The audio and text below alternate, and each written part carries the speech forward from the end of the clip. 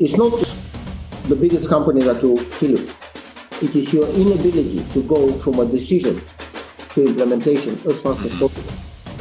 So the speed, 5 hours, or if you have slept 5 hours or less last night, your quality of decision making today is 32% lower. The intellect never gets offended. Only the ego gets offended. Hello, this is Amer Qureshi. Welcome to the Boss Podcast. Well, I have a very special episode for you today.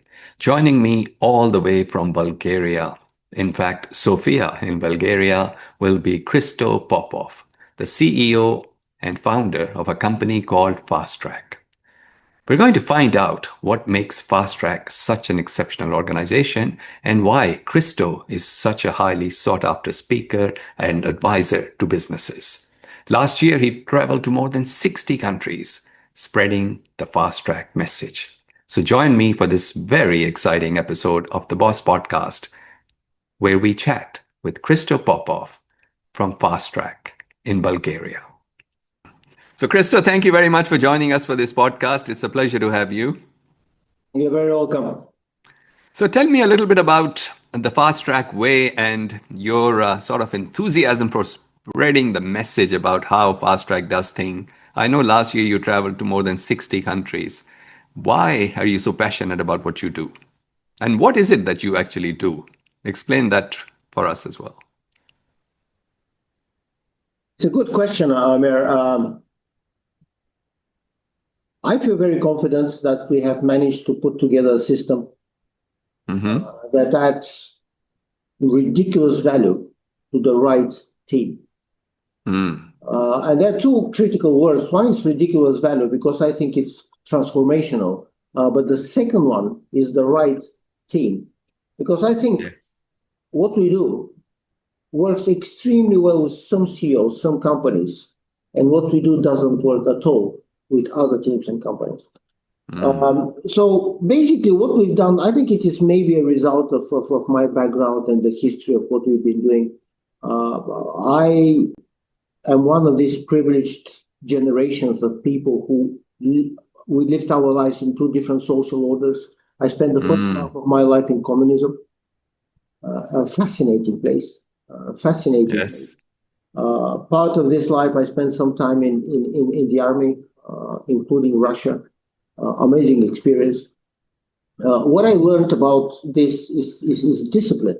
And in our management and executive world, we say there are disciplined and undisciplined people. And the army told me that this is bullshit. Discipline is a system. Discipline is a management issue.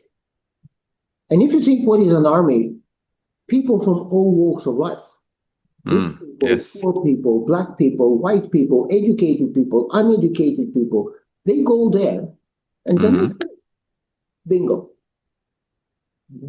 Everybody's disciplined. Everybody's well structured. So what the army told me is discipline is a system. And later on, when we've been analyzing hundreds of companies, 90% of the time it goes back to discipline. So discipline actually proves to be an absolutely critical component of building a world-class company.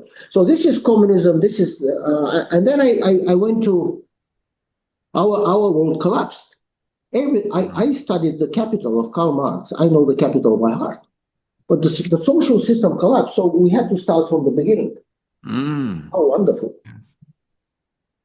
And I think a lot of companies, a lot of industries are exactly at this point where all the tools, all the tricks we used to know that worked, now we have to forget and we have to change. And this is what happened with communism. So we had to start our lives again.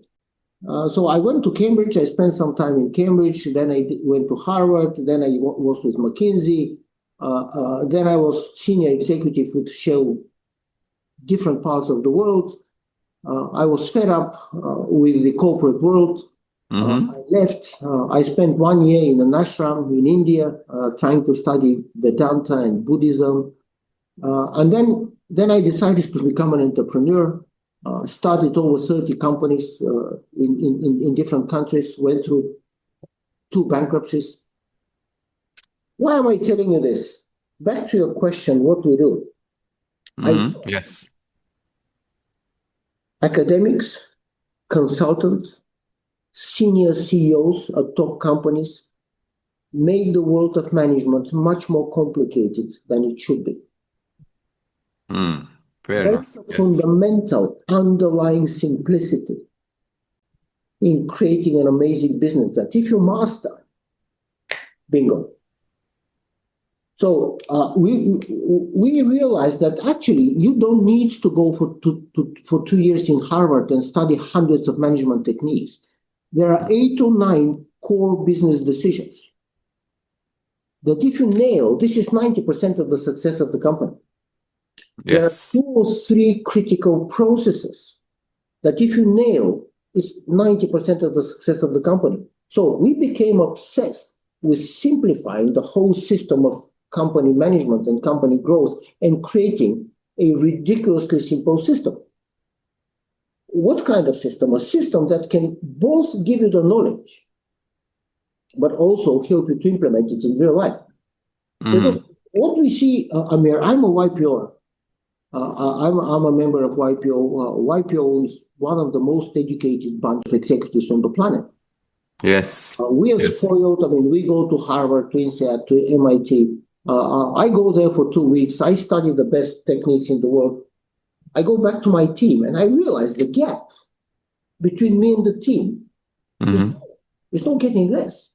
So we asked ourselves, how can we bring Harvard knowledge? But I shouldn't ask the CEO to go and study. How can I bring the Harvard knowledge into the company? But then knowledge is not enough. The only knowledge that is useful is knowledge that you apply in real life. So how can I bring the knowledge into your company? It's not only the CEO, but the team. And how can I give you also the tools to apply this cutting-edge knowledge into your specific company? So this is what we do. I think we have created the system. And if we're in the right place, it works. Why did I say only some companies? We did an analysis last year. Why some of our customers are not able to achieve what we want? And we reached an interesting conclusion. It is the CEO. Yes. Okay. So it's right at the top. The CEO makes all the difference. It works with people who are very ambitious, who are extremely intellectually humble, who are willing to work very hard, and who are willing to invest in their people. Yep. Every time we have these 4 elements together, it works like a dream. Every time we have a Mr. I know it all, let my team study, but I'm the big guy, I fly the world, it doesn't work.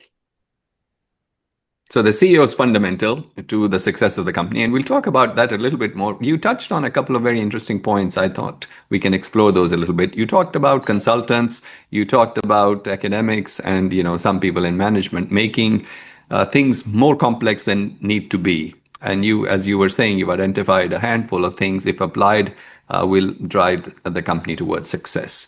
Why do you think the academics, particularly, let's focus on them, and the consultants, make things so complicated? This is how they make money. Yes. You can be McKinsey and you can be Booz Allen and say we advise only at strategic level and then not help in implementation.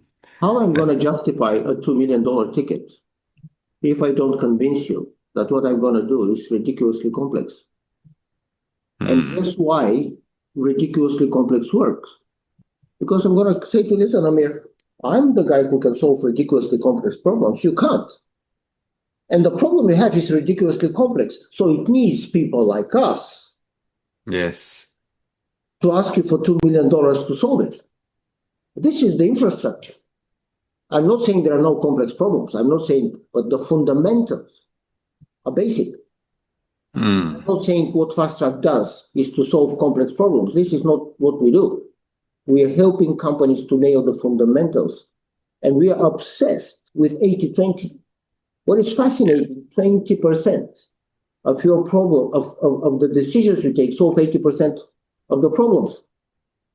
And working with companies literally across the world, it's fascinating how many people don't get the fundamentals right. So if you ask yourself, what is the ultimate efficiency?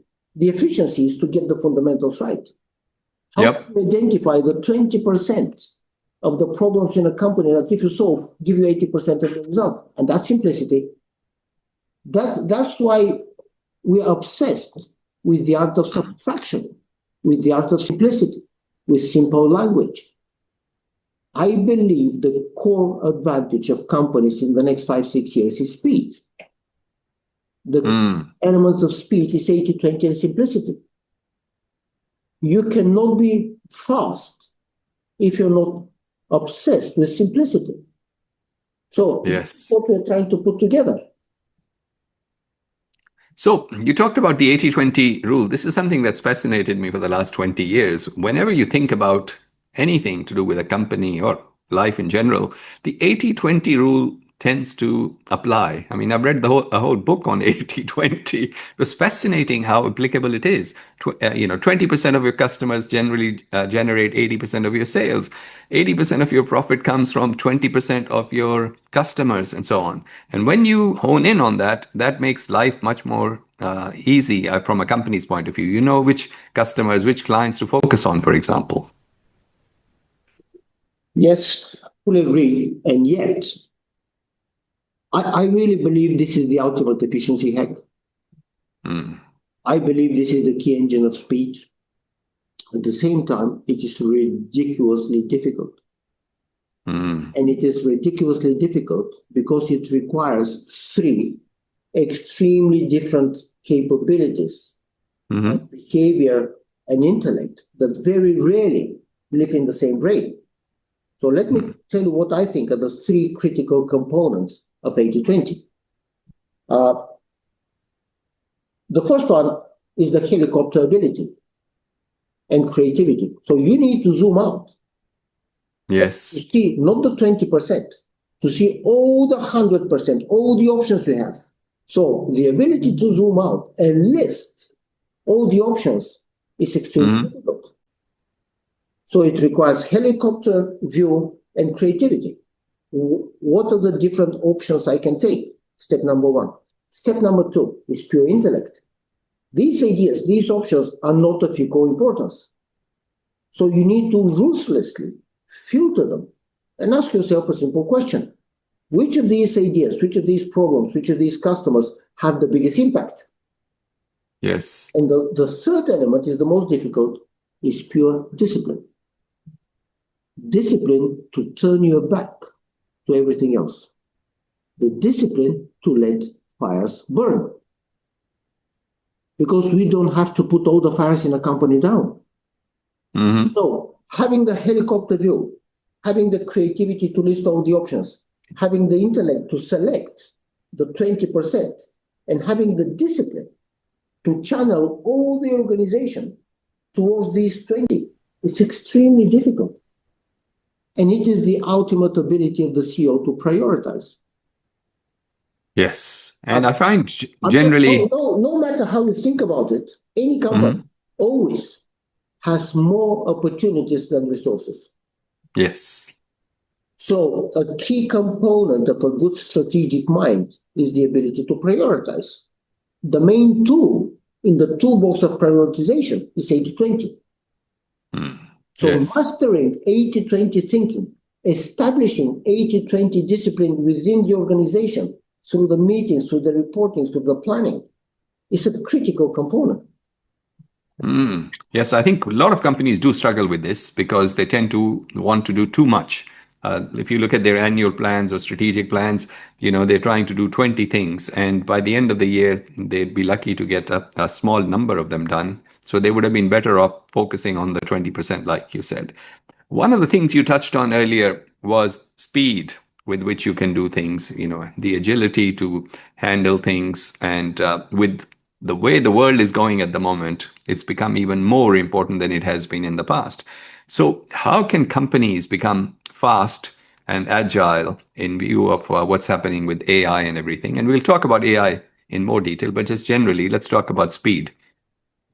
I think Speed is and will be the ultimate competitive advantage in the next 4 or 5 years. It's not the biggest company that will kill you. It is your inability to go from a decision to implementation as fast as possible. So the speed of execution, the ability to create an organization that can take decisions fast, can apply decisions fast, I think is the ultimate advantage. And Amer, we have studied over 20,000 executives trying to define where does this speed come from. Because we've seen companies with equal capabilities, equal cash flow, equal position on the market, completely different speed. And I think we discovered the formula. So speed in organizations equals first clarity and alignment. Do you have crystal clarity where the organization is headed? And do the majority of people look in this direction? If clarity doesn't exist, forget it. If people are not aligned, forget it. So clarity and alignment are the first element of speed. Right. The second element of speed is power. How much power you can generate throughout the organization. Power is very interesting.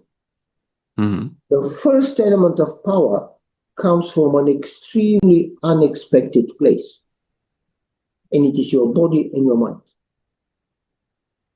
It is the personal efficiency of people. How does your body operate? How does your mind operate?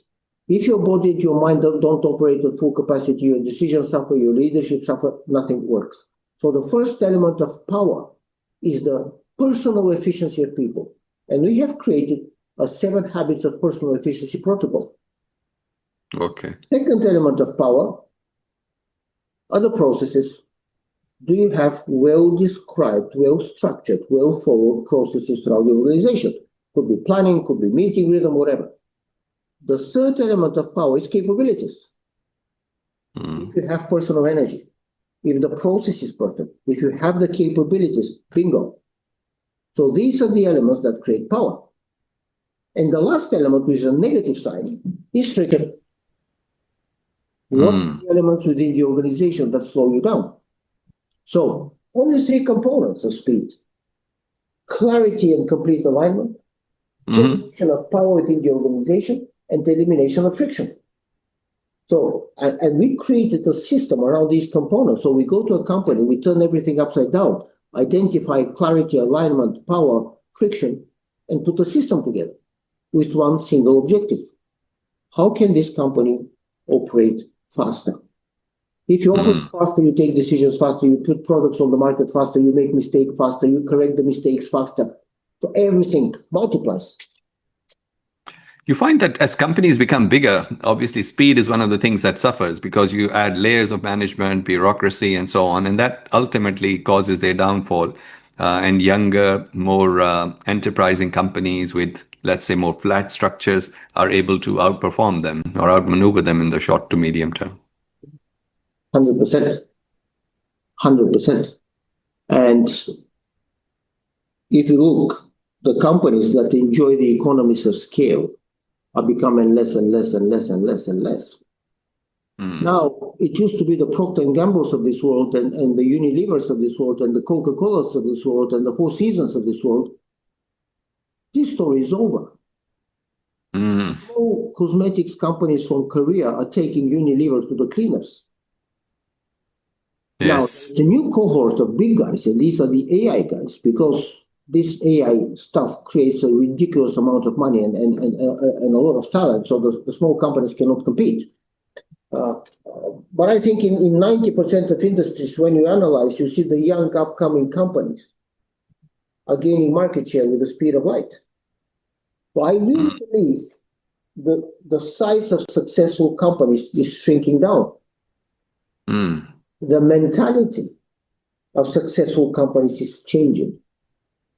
It is from this well-structured, careful decision-making, long-term planning, carefully orchestrated organization, it is moving to small, rapid deployment units. Yes. And it's a mindset that I think is winning. It's a mindset of constant, rapid iterations and improvement, iterations and improvement. Big companies can't do this. Yes, or they struggle. They really struggle with this. One of the things you were talking about when we were focusing on speed, and I suppose speed is dependent upon your team and apart from the structure of the organization.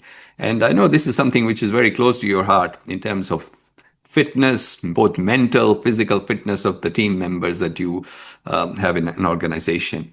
What work have you done in order to establish whether being mentally and physically fit helps you to be more productive, and what impact it creates for companies? We discovered something that when we did 5-6 years ago was quite a surprise to us.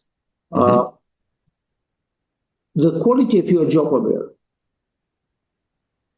depends on the quality of decisions you take. Yeah. If you sleep 5 hours, or if you have slept 5 hours or less last night, your quality of decision making today is 32% lower. That's a big number. So how you sleep has a phenomenal impact on the quality of decisions you make. You go out for lunch today. You have a huge, beautiful Italian pizza with a nice can of Coke. Your cognitive power in the next 4 hours goes down by 24%. So what you eat has a dramatic impact on the quality of your decisions. Professor Daniel Amen figured out that if you are obese, the size of your brain shrinks by 8%. So you try to be as politically correct as you want. But if I have a mirror with normal body weight, and if I have a mirror overweight, the overweight a mirror is 8% more stupid. So we realized that the company cannot outgrow the people in the company. The people are the most critical component. And then we decided to dive deeper, and we realized that there are 3 elements in your personal efficiency. The first, do you generate enough energy? It is not about time management. We all have 24 hours. Yes. But time is finite, energy is infinite. So do you generate enough power in your body and your mind?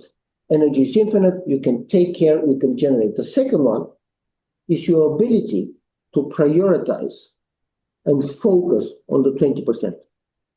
Is the capacity of the brain to channel your attention in one direction for a long period of time. And the third element of personal efficiency is the ability to learn. To learn. And we learn from 2 sources. Universities, podcasts, professors, books, articles. These are external sources. But there is another school, and this is real life. Can you develop the capacity of the brain to study from real life?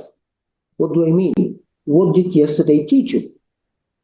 What did last week teach you? Because real life is the best classroom.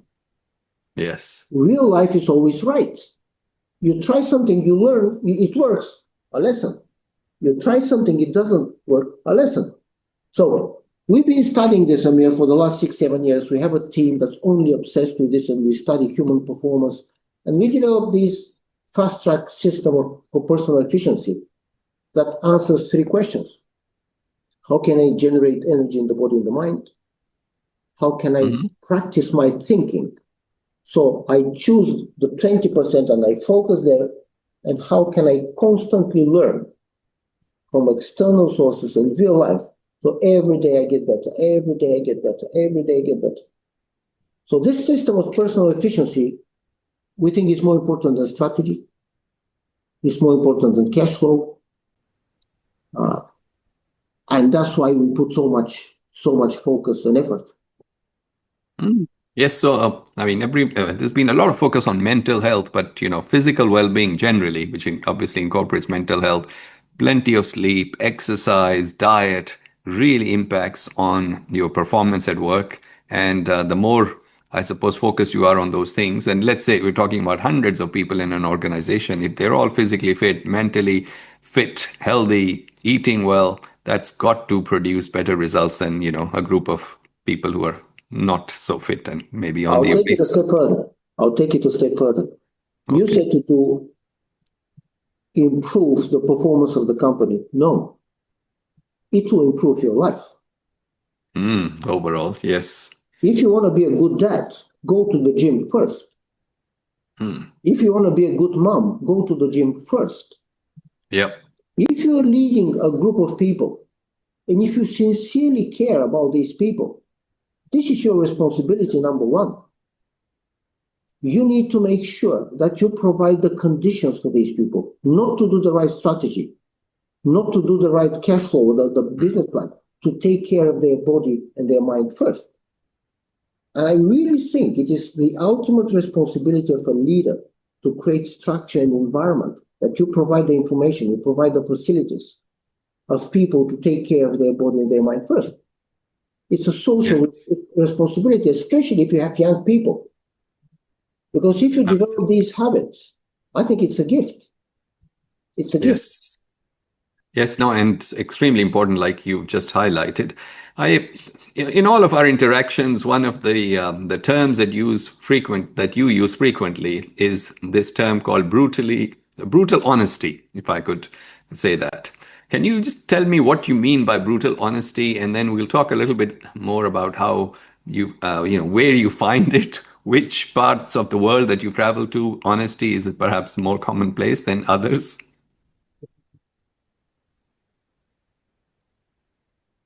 I think it is one of the highest price tickets we pay to local cultures for low efficiency of management. Mm-hmm. Let me give a couple of examples. I go to Saudi Arabia, a management board, 12 extremely well-educated, talented, smart people. The boss is suggesting something. Nobody is commenting. The idea is obviously stupid. Nobody says a word. I go to India. Similar story. So what is happening in these organizations? This is the ultimate waste of human capital. If you're leading a company, you need your people exactly when they disagree with you. If you make important decisions, you need your people to shoot holes in your decisions. If you're leading a big company, you need your people to shoot holes in your behavior so you can get better.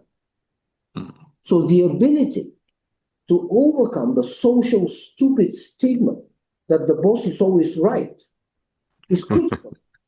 Yes. Is critical. So that's why we are so obsessed with this principle of brutal honesty. What is brutal honesty? Amer, I'm going to tell you exactly what I think. I don't pretend I'm right. Push you to change my behavior, but I'm giving you the gift of my opinion. Isn't this beautiful? So Amer's sphere of knowledge grows up. Amer knows how Christo thinks. Amer knows how Joe thinks. Amer knows how Maria thinks in a very pure, clear way. Now, we go to an interesting phase. Yeah, but people get offended. That's the ego. I can tell you how you can measure the ego of people if they get offended. The intellect never gets offended. Only the ego gets offended. So if people get offended, that's the ego, it's never the intellect. If people focus on the format in which you deliver the message, not the message itself, that's the ego. If you train your intellect to overcome the ego, it doesn't matter how Amer talks to me. You can shout to me, you can whisper to me, you can be nice, you can be rude. I'm only interested in the quality of your message. So we're training people not how to give feedback, how to receive feedback. This is the power. And if I can train you well how to receive feedback, nobody can offend you. And you train your intellect to overcome the ego and constantly look for information that's useful for you. That's power. That's power. Because, I mean, it doesn't matter who you are. You're going to see people who are rude, who are cheating, who are lying, who are horrible. You should not change your behavior. You should not change how you feel, depending on how people talk to you. So we train people to build a gap between what I say to you and how you interpret it. And this is your internal power. And this is the principle of brutal honesty. And we Makes a practice lot of sense. across the world. Extremely difficult in your part of the world, Singapore, Vietnam, India, because it's the cultural norm. Much easier in some countries in Europe, like Holland, like Germany. And whenever we succeed, trust me, the communication in a team goes to a completely different level.